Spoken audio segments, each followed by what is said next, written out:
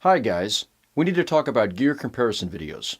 Why they're flawed, why they're giving us the wrong impression of gear, and why we're to blame for that.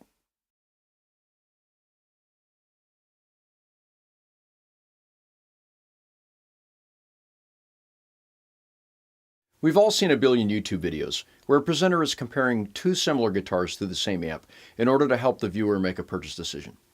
This is a great resource on the surface at least, because it would allow you to get a baseline of what the guitar might sound like and hopefully make an educated decision about which guitar would be right for you.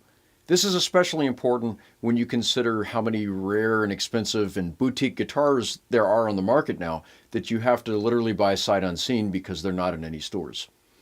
While this is a great resource, and it's a lot of fun to watch the videos, honestly there's very little actual empirical useful information in those videos. Now the reason for this is that generally the presenter is either setting the amp neutral, so that it's in a middle zone that might work for both guitars, but not sound great for either, or it's potentially in a sweet spot that works great with one guitar and makes the other one sound not so great, maybe flat, neutral, dull, or even bad. This is a problem because in the real world, we don't set amplifiers that way. We initially start with a guitar that will help us get in a ballpark area of the tone we're looking for. For example, if you're trying to get a Van Halen sound, you're probably going to select some sort of a solid body Strat design guitar with a humbucker in the bridge, and you'll go from there. You're not going to select a jazz guitar, for example. Well, once we have that initial palette that we're looking for, we select an amp that will get us further in that ballpark, and then we tweak from there. But let's say we're in the same zone, and we've got two similar guitars that could both be in that family, and we're running through, say, something like a Friedman amp. Well, if we have a brighter guitar that's brighter and thinner, we're probably going to dial more mid-range, less treble, and a little more gain. If we have a guitar that's a little fatter, we're probably going to do the opposite. So it would be an inaccurate test to set the amp good for one guitar and then improperly judge the other guitar when we plug it in to compare it. But that's exactly what's happening in many of the videos, and it's giving people the wrong impression of what the gear sounds like. The problem is this is also, blending into real life. It's amazing how many people I have to sort of talk through and teach this philosophy of, okay, we need to adjust for the guitar so that you can tell what's going on there. The problem is this can be really hard to do in the real world.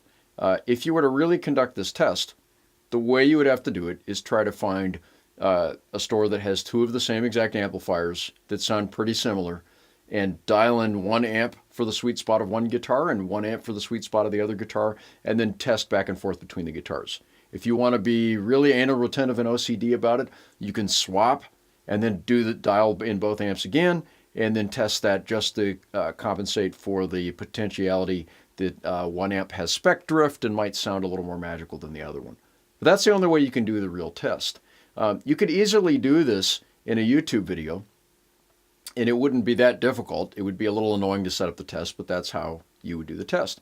The reason people aren't doing it that way is because people get ragged on all the time on YouTube by YouTube viewers because, oh, you're making every amp sound the same. Well, the reality is that's what a certain player is going to do.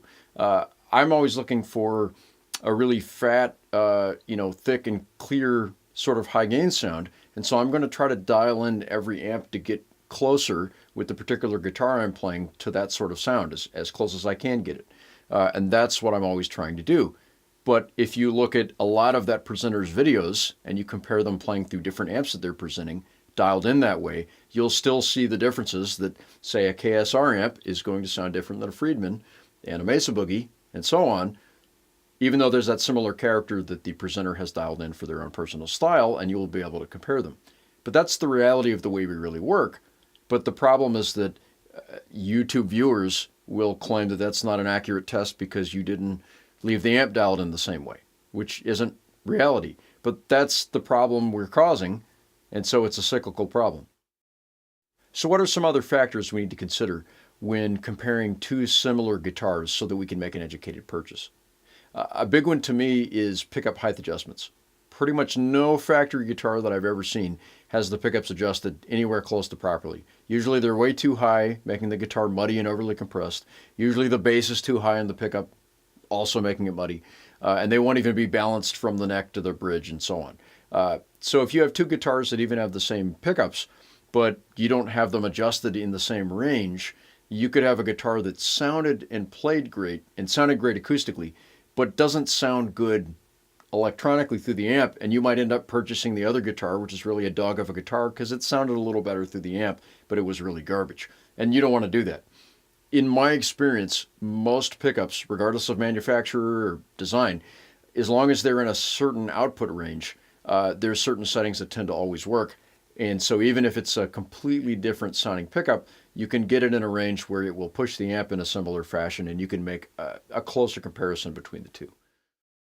So aside from guitars, we can take this same comparison idea and extend it to things like guitar delay pedals, for example. So I'll give you an example. Let's say you'll have someone that is comparing a pedal that's an emulation of a tape echo and one that's a clean digital 2290 sounding delay, and compare them, and then one person will go, well, the 2290 sounded way too bright and the tape echo was too dark, but they didn't bother to adjust it. So you could have taken the clean digital sounding pedal and rolled some of the high and the low off and added some modulation. And you could have taken the tape emulation and changed the bias setting to make it sound a little cleaner. And then you would have them in a similar frequency spectrum so that you can get a vibe of how they sound different in comparison once you get them in that same tone range. But most people don't think to do that. But that's the only way you can get an honest comparison of things, is if you get them into the sweet spot that conforms to the sound you had in your head, rather than just turning all the knobs to noon and just expecting it to sound great. Anyway, I hope this has helped you guys. Please like and subscribe if this has been of use to you, and I'll talk to you next time.